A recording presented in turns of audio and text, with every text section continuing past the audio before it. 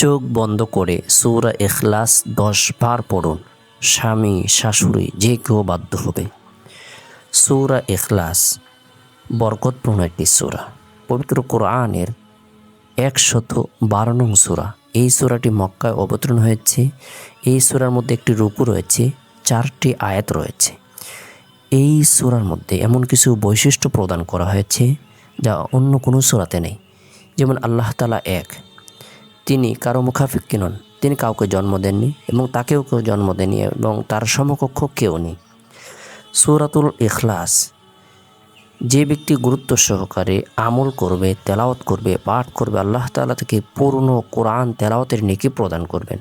কোনো ব্যক্তি যদি বিসমিল্লাহ সহ সূরা ইখলাস মাত্র একবার আমল করে, তেলাওয়াত করে, আল্লাহ তাআলা তাকে 10 পারা কোরআন তেলাওয়াতের নেকি প্রদান করবেন। 2 বার তেলাওয়াত করলে আল্লাহ তাআলা তাকে 20 পারা কোরআন তেলাওয়াতের নেকি প্রদান করবেন। 3 বার পাঠ করলে আল্লাহ তাআলা তাকে 30 পারা কোরআন তেলাওয়াতের নেকি প্রদান করবেন। নিয়মিতভাবে কোনো ব্যক্তি যদি সূরাতুল ইখলাস 10 বার আমল করে, তার জন্য জান্নাত অবধারিত হয়ে যাবে। সুবহানাল্লাহ।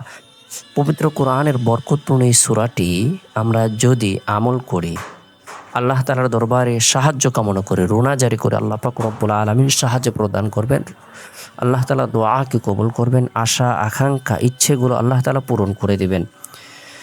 আমরা প্রত্যেকেই বিসমিল্লাহ সহ সূরাতুল ইখলাস চোখ বন্ধ করে 10 বার আমল করব। কিভাবে আমল করব? আমরা যারা স্বামীর ভালোবাসা কামনা করি, শাশুড়ির আনুগত্য কামনা করি, তারা যেন আমাদের আনুগত্যশীল থাকে, আমার প্রতি যত্নবান হয়, এটি যারা আমরা কামনা করি, আমরা পাক পবিত্র অর্জন করে নিরিবিলি এক পরিবেশের মধ্যে বসে, জায়নামাজের মধ্যে বসে, বিশেষ করে আসরের নামাজের পর গুরুত্ব সহকারে 10 বার ইস্তিগফারের আমল করব।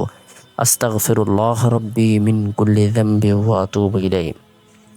এরপরে 10 বার দুরুদে ইব্রাহিম পাঠ করব, যে দুরুদটি আমরা নামাজের মধ্যে পড়ে থাকি। আল্লাহুম্মা সাল্লি আলা মুহাম্মাদ ওয়া আলা আলি মুহাম্মাদ কামা সাল্লাইতা আলা ইব্রাহিম ওয়া আলা আলি ইব্রাহিম ইন্নাকা হামিদুম মাজিদ। اللهم بارك على محمد وعلى آل محمد كما باركت على إبراهيم وعلى آل إبراهيم إنك حميد مجيد। এরপরে গুরুত্ব সহকারে বিসমিল্লাহ সহ সূরা ইখলাস চোখ বন্ধ করে 10 বার পাঠ করব। বিসমিল্লাহির রহমানির রহিম। কুল হুয়াল্লাহু আহাদ আল্লাহুস সামাদ লাম ইয়ালিদ ওয়া লাম ইউলাদ ওয়া লাম ইয়াকুল লাহু কুফুয়ান আহাদ। বলুন, হে মুহাম্মদ সাল্লাল্লাহু আলাইহি সাল্লাম, তিনি এক আল্লাহ, আল্লাহ অমুখাপেক্ষী, তিনি কাউকে জন্ম দেননি এবং তিনিও কাউকে জন্ম দেননি, তাকেও কেউ জন্ম দেয়নি এবং তার সমকক্ষ কেউ নেই।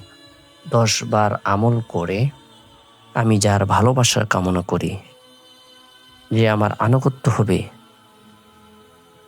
তার নাম উল্লেখ করে মোনাজাতের মধ্যে রব্বুল আলামিনের দরবারে রোনাজারি করব।